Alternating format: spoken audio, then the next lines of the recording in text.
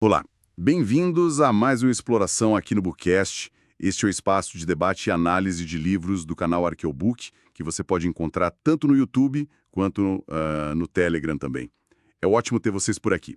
Hoje, a nossa jornada intelectual, ela nos leva a um território bem denso e eu diria até provocador. A gente vai mergulhar fundo nas ideias de um livro que, olha, causou e ainda causa muito debate. Estou falando de Quem Manda no Mundo, publicado em 2017, do influente e muitas vezes controverso intelectual Noam Chomsky. A nossa missão aqui hoje é tentar desempacotar os argumentos centrais que ele apresenta, sabe? Sobre as estruturas de poder complexas que acabam moldando nosso planeta, desde a política externa até a economia global. Prontos? Então, ok, vamos lá começar a abrir essa caixa. Para a gente começar, o Chomsky já lança de cara uma pergunta assim fundamental, que é quase o título do livro, né? O governo mundial de fato, mestres do universo, quem são essas figuras na análise dele? Exato, essa pergunta é a base do argumento inicial dele. Quando Chomsky fala desses mestres do universo, e essa é uma expressão que ele até pega emprestada do jornalismo econômico, né? Ele está apontando direto para o grupo das nações mais ricas, mais industrializadas, o G7. O G7. Isso. Mas não são só os governos, viu? Ele inclui aí na conta as instituições financeiras e comerciais poderosas que essas nações controlam, tipo o FMI, Organização Mundial do Comércio. Ah, entendi. As grandes instituições globais. Exato.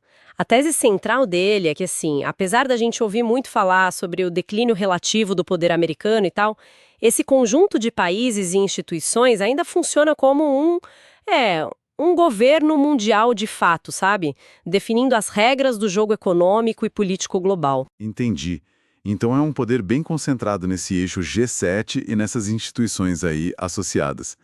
E, onde é que ficam as populações nesse esquema todo? O livro parece dizer que a voz do cidadão comum, especialmente lá nos Estados Unidos, tem um peso quase zero. Quase zero nas decisões políticas reais. Isso é bem forte, né? É fortíssimo. E o que torna a análise do Chomsky tão impactante nesse ponto são as evidências que ele traz. Ele não está só dando opinião, sabe? Ele cita estudos acadêmicos bem robustos, como os do Martin Gilens e do Benjamin Page. Ah, sim. Eu conheço esses estudos. Pois é. E essas pesquisas, elas analisaram milhares de decisões políticas nos Estados Unidos por décadas e indicam de forma bem clara que as elites econômicas e os grupos de interesse que representam, assim, o mundo dos negócios, eles têm um impacto substancial nas políticas do governo. E os cidadãos comuns? Então, em contraste, os cidadãos médios e os grupos de interesse de massa, olha, praticamente nenhuma influência independente. É uma conclusão bem desconcertante, né? Um setor minúsculo lá no topo da pirâmide tem uma influência, assim, esmagadora. Nossa, isso joga uma luz bem diferente em debates que a gente ouve sempre, né? Como a influência do dinheiro na política e aquela coisa da apatia do eleitor. Como é que o Chomsky conecta esses pontos? Ele vê uma relação direta aí? Totalmente direta e causal. Os mesmos estudos que eles citam mostram que o volume de financiamento de campanha é um previsor, assim, muito preciso das decisões políticas que vão ser tomadas. Ou seja, quem paga, manda. Basicamente. E a tal apatia do eleitor, que a gente sempre ouve lamentarem, né? Especialmente a baixa participação das classes trabalhadoras, dos mais pobres. O Chomsky, seguindo autores como Walter Dean Burnham e o Thomas Ferguson, sugere que isso não é necessariamente desinteresse ou preguiça, sabe? Pode ser uma resposta bem racional à percepção, que segundo esses estudos é bem fundamentada, de que o voto individual tem pouco ou nenhum impacto real nas políticas que afetam a vida das pessoas. Faz sentido. O Burnham e os Ferguson chegam a fazer uma comparação histórica, assim, chocante. Eles dizem que os níveis atuais de participação eleitoral nos Estados Unidos lembram os do início do século XIX, quando só uma pequena elite proprietária podia votar. Nossa, que comparação. Pois é. A conclusão deles, que o Chomsky endossa, é que uma parte enorme da população americana simplesmente não confia mais no sistema político. Percebe ele como dominado por grandes interesses econômicos. É uma visão bem sombria da democracia representativa hoje em dia. E essa análise crítica dele não para por aí, né? O livro dedica uma parte grande a desmontar a autoimagem que os Estados Unidos projetam para o mundo, especialmente a ideia do excepcionalismo americano. E aqui a coisa fica bem interessante porque ele bate de frente com a narrativa oficial. Bate de frente mesmo. O Chomsky considera essa ideia do excepcionalismo americano, aquela crença de que os EUAs são diferentes, superiores, com uma missão especial no mundo, um mito perigoso. Ele não mede palavras. E como ele sustenta isso? Analista britânico, o Godfrey Hodgson, que conclui de forma direta que os Estados Unidos são apenas um país ótimo, mas imperfeito entre outros países. Simples assim. Mas o Chomsky vai além. Ele mergulha em episódios históricos que contradizem totalmente essa narrativa de benevolência. Ele resgata falas do general Henry Knox, o primeiro secretário da Guerra dos Estados Unidos, que descreveu abertamente o objetivo em relação aos povos indígenas como a extirpação total deles. Extirpação total. Sim, e o Knox considerava isso até mais eficiente e destrutivo que os conquistadores espanhóis. Chomsky também cita o lamento posterior, quase uma confissão, do John Quincy Adams sobre o destino dessa raça infeliz de norte-americanos nativos que estamos exterminando com a crueldade tão impiedosa e pérfida. Nossa, são citações pesadas. São brutais. E ele usa isso para mostrar que a violência e a hipocrisia não são coisas recentes, mas que estão lá desde a fundação do país. Essas revisões históricas são realmente impactantes. E como é que o Chomsky conecta essa crítica lá da fundação com a política externa americana mais recente? Ele vê uma continuidade nesses padrões? O livro dá uns exemplos contemporâneos bem fortes, pelo que me lembro. Ele argumenta que sim, que existe uma continuidade fundamental, só que ela é mascarada por retóricas diferentes ao longo do tempo.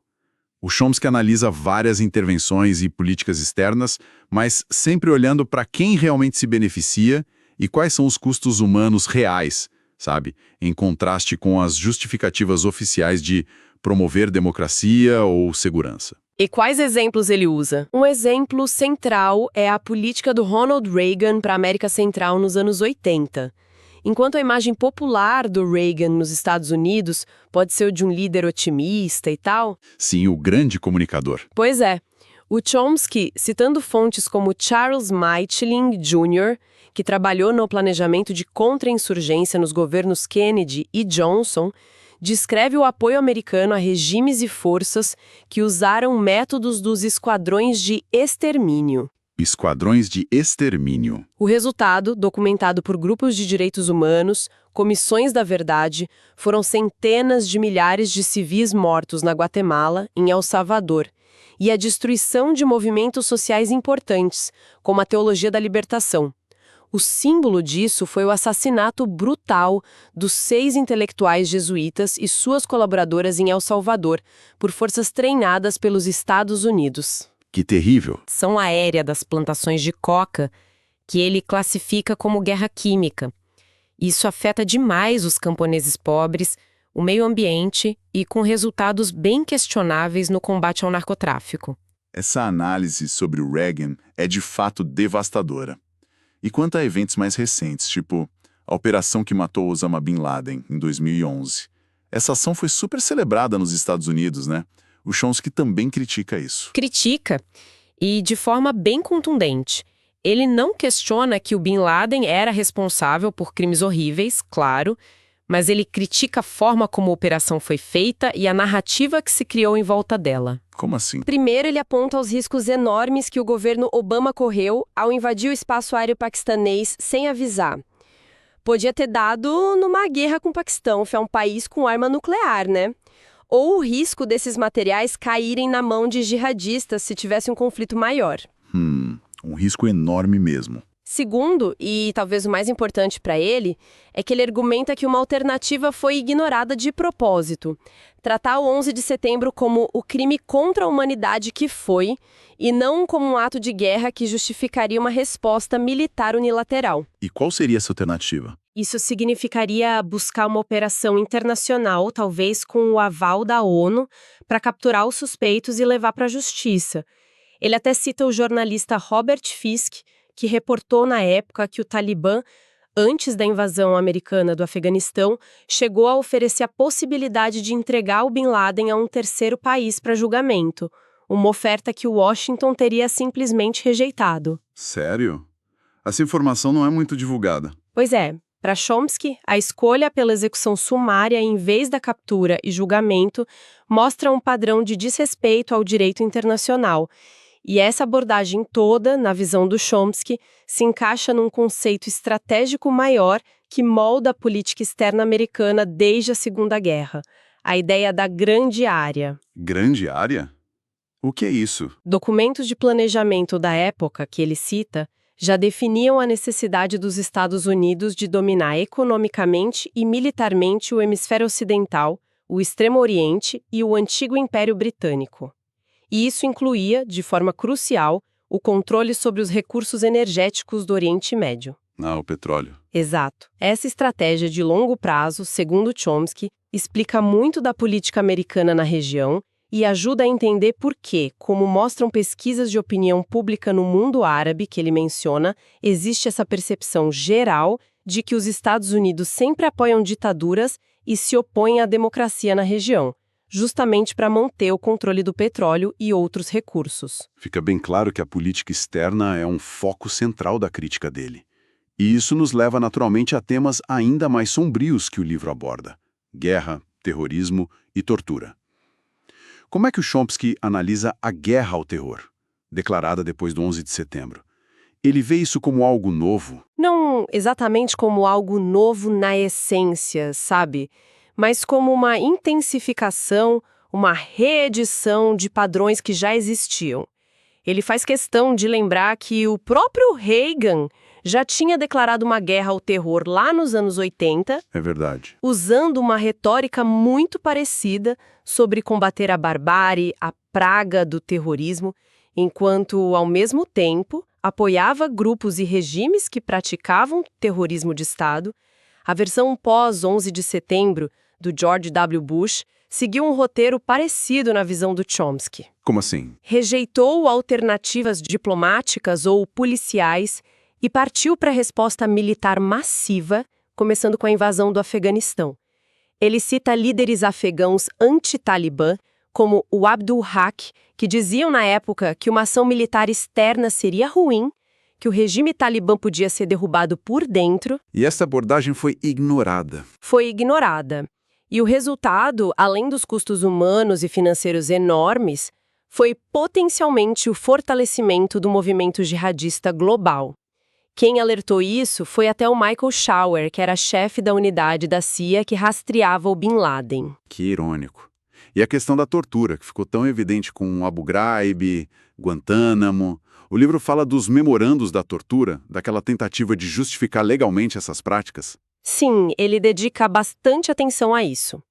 Chomsky conecta as técnicas de tortura que apareceram nos memorandos do governo Bush e que a gente viu em Abu Ghraib e outros lugares, ao que o historiador Alfred McCoy chamou de paradigma da tortura. Paradigma da tortura.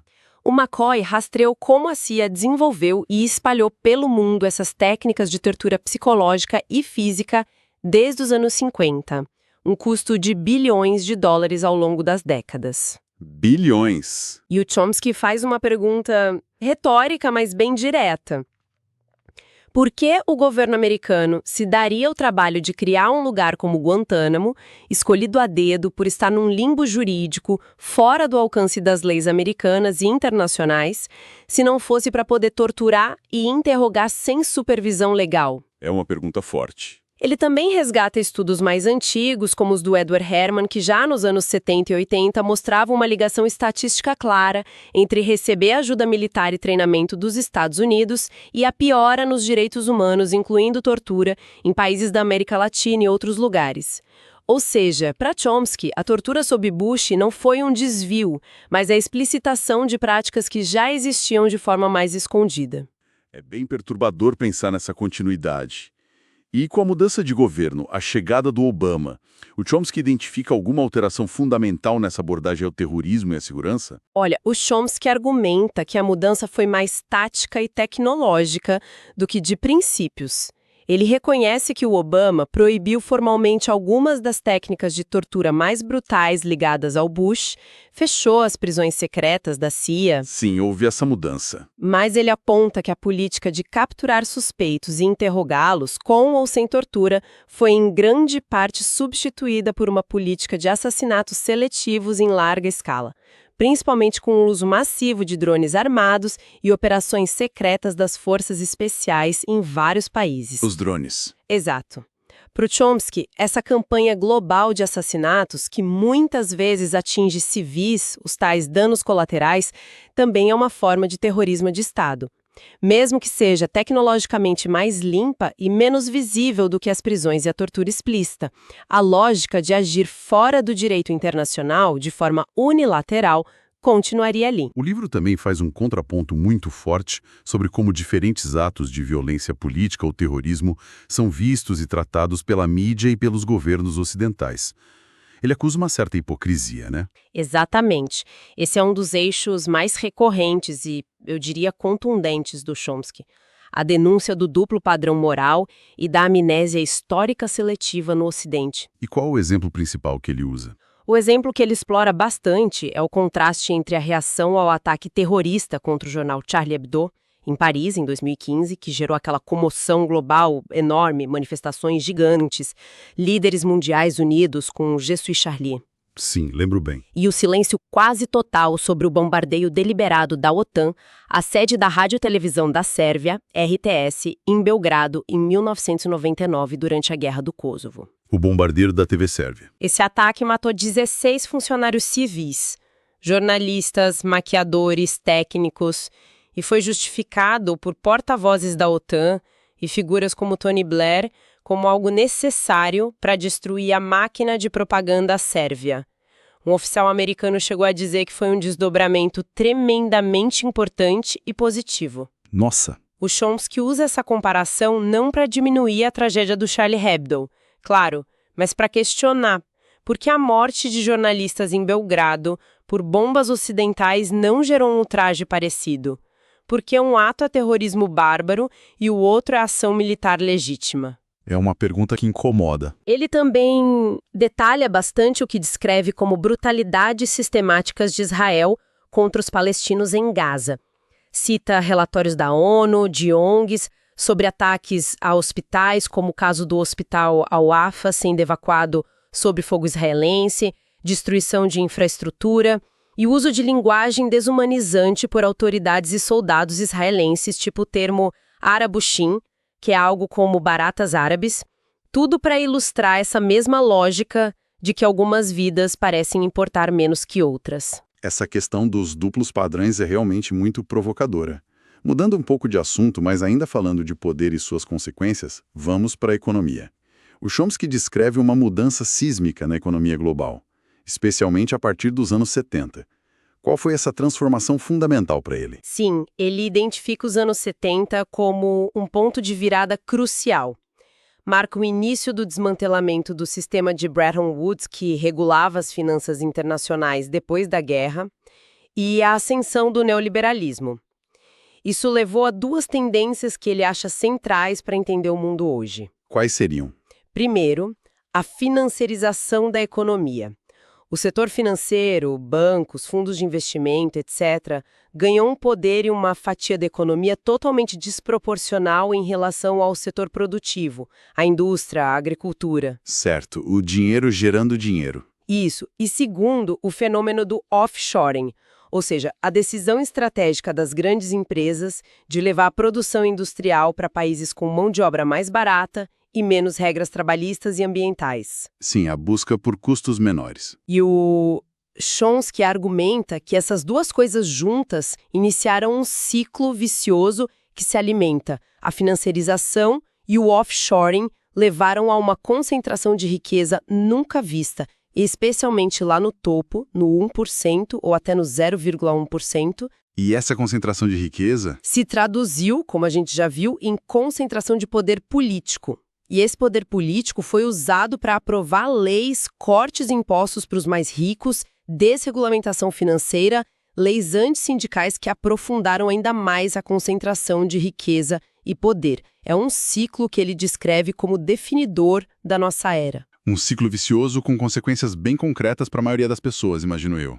Qual foi o impacto dessa nova ordem econômica para o trabalhador comum nos países ricos como os Estados Unidos? Olha o impacto que está documentado por economistas e sociólogos que o Chomsky cita, foi brutal para a maioria da população trabalhadora.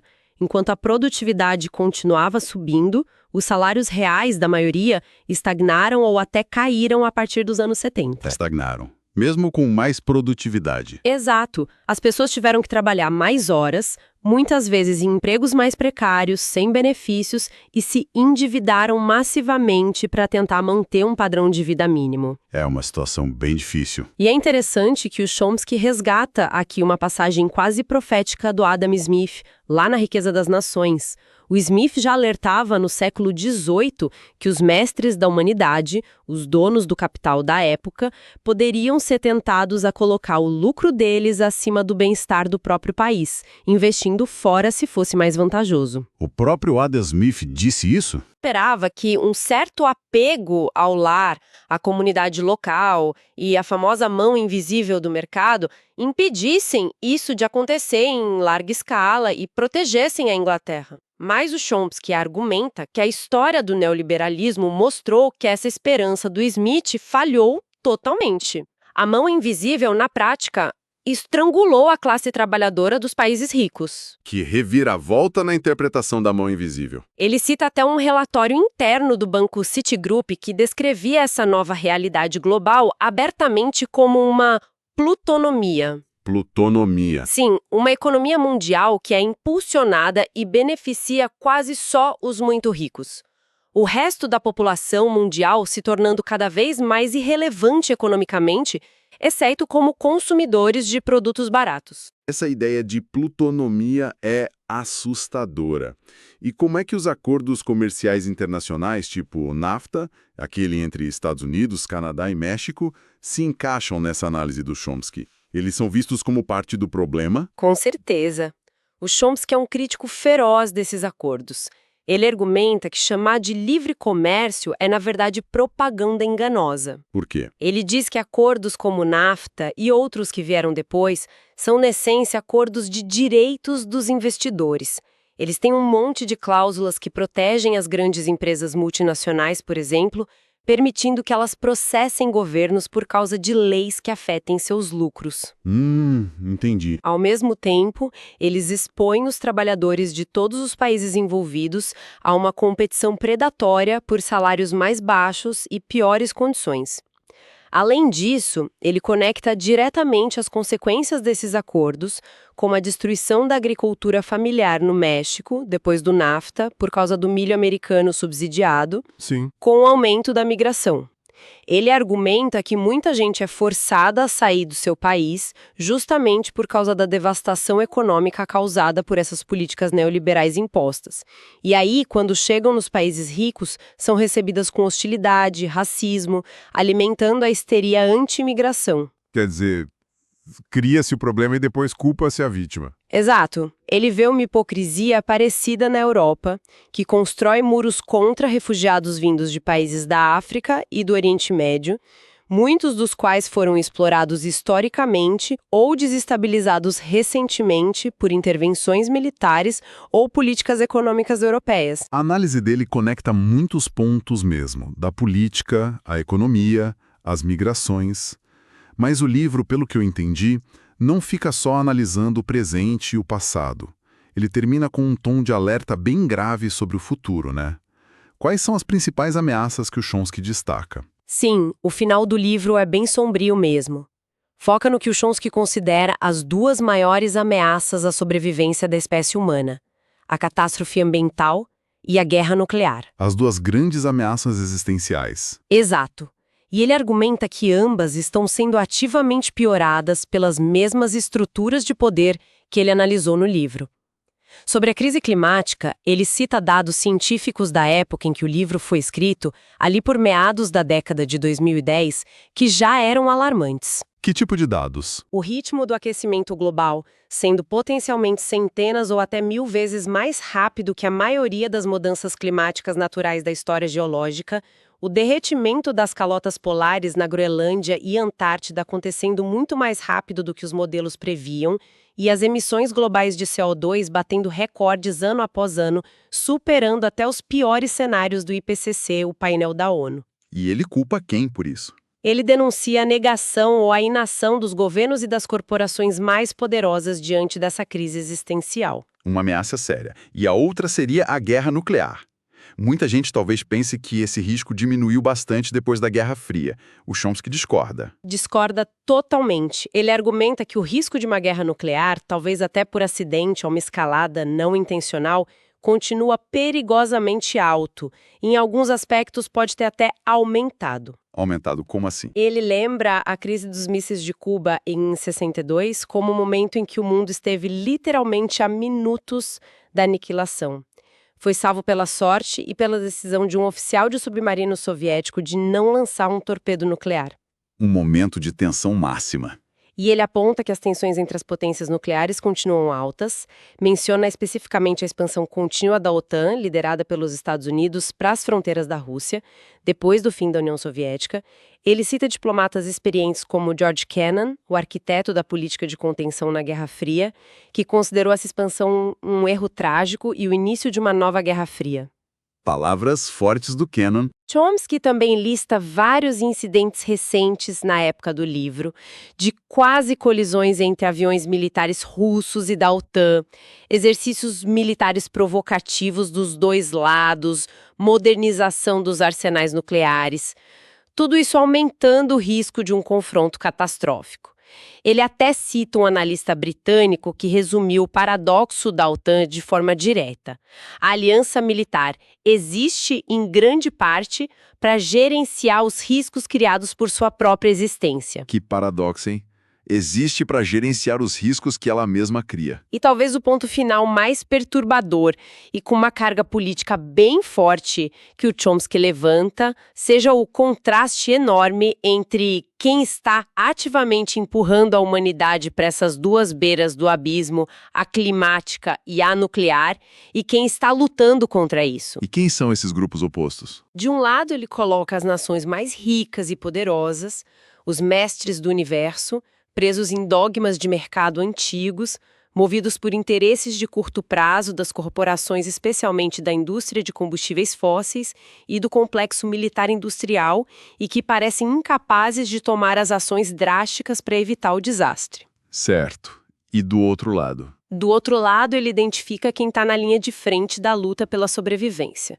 Frequentemente são os grupos mais marginalizados, povos indígenas no mundo todo lutando para proteger seus territórios, a biodiversidade, as nações mais pobres do sul global, que são as menos responsáveis pela crise climática, mas as que mais sofrem os impactos, e ativistas da sociedade civil, como o nigeriano Nimo Bazei, lutando contra a destruição dos bens comuns, água, terra, ar limpo. Uma luta desigual. E ele faz uma conexão histórica interessante.